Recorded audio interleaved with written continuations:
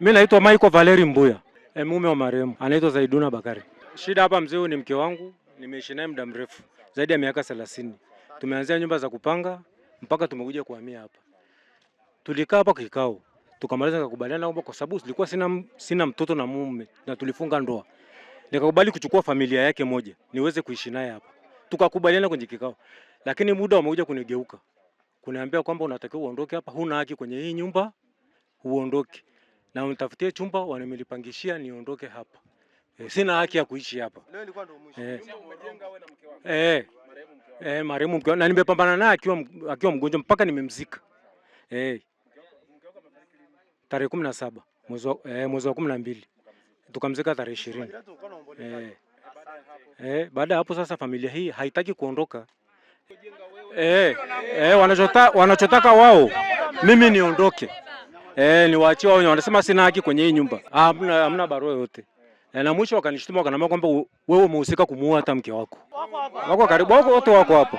Kuna familia imekuja kwenye mazishi. Matokeo yake hiyo familia haiondoki. Inachotaka yenyewe mume wa marehemu ndio aondoke, awaachie makazi. Hicho wananchi hatujakubaliana nacho kwa sababu inakiuka sheria na haki za ndoa. Ndio maana sisi tuko hapa sasa hivi kutetea haki ya ile ndoa. Maana tumewajua wakiwa wawili, mume na marehemu. Lakini hao waliokuja na kung'ang'ania tena bila kufuata sheria, sisi hatujawatambua na tunaomba kwanza waondoke. Kama kuna sheria itawapa nafasi ya wao kuja kuishi hapa, waende ngazi za sheria. Si kwa kutumia mamlaka hayo au kwa kuona wananchi wote wanaokaa huku ni wajinga. Sisi tunahitaji wafuate sheria, maana hamna anayepindisha sheria Tanzania. Ila sheria ikisimama hakuna atakayeipinga. Ili mradi waifuate, ila sio waje na sheria zao walizotoka nao huko nyumbani. Wamemzika ndugu yao, hataki kwenda makwao, wanataka mume ndio aondoke wapishe kwenye nyumba. Hiyo hakuna mwananchi atakayetaka kabisa. Kwa jina naitwa Segunda Uwe Kimario. Anatokea mtaa Murieti. Ni ndugu tu ameingia tamaa, mwana kwamba baba akubahatika kupata mtoto. Wakaona kwamba wamdhulumu huyu mzee, wakaona tena hana thamani na ni haifai. Maana kama ni mtu ameweza kumuoa mwanamke na kumchukua kumbadilisha dini kutoka Uislamuni mpaka kuingia kwenye Ukristo, kapambana naye mpaka leo hii. Leo hii ndugu ndo anasema kwamba ndo walikuwa, yani ndugu ndo anang'ania tena mali ya marehemu, bali hata wamfariji baba wa watu, wamlee kama baba yao. Hii kitu imeniumiza sana kama mwananchi wa Murieti, sijapendezwa nayo. Sisi kama majirani tumeamua watu waondoke na sheria ifuate mkondo wake. Maana kuna wanawake wamekuja hapa wamesema hata huyo mzee ni bora angekufa, maana ndo aliyemuua ndugu yetu. Kwa hiyo naomba huyu baba kwanza, cha kwanza angepewa kwanza ulinzi, na pia hao watu kuanzia leo wataki kuonekana katika area hii mpaka siku haki kama ni ya mahakama itakapotoa haki, basi wafuate sheria yake. Binafsi yangu mimi kama mwanamke halijakaa sawa. Maana huyu baba na mke wake sisi ndio tunawafahamu. Sisi hatujui walitoka wapi, walianzia wapi maisha. Lakini sisi tunachojua ni hata siku ya mazishi ni mke wa nini? Mke wa ndoa, na wamekaa wote miaka 30. Sasa inakuwaje ndugu wa marehemu mje kumtoa baba mwenye nyumba na mkampangishie chumba tena kwa Morombo miezi 3? Sasa inakuwaje yule baba akapangishiwe nyumba na wakati ana nyumba? Na kama kweli sawa nyumba labda sio haki ya marehemu hii nyumba ya huyu baba, kwa nini hawakufuata sheria? Sheria si zipo? Wangefuata sheria na sisi tungewaelewa, lakini sio kumlaza baba wa watu nje. Tulivyokuja kuongea nao wakasema nyie majirani ndio mnajua kilichofanyaje, kilichomuua. Sasa kama sisi tunajua kilichomuua, wenyewe kabla hawajaja mbona yule mama alikuwa mzima? Na siku waliokuja ndo akafa. Kwa hiyo wao ndo walikuja na hizo dawa za kumuua? Sio sawa kabisa.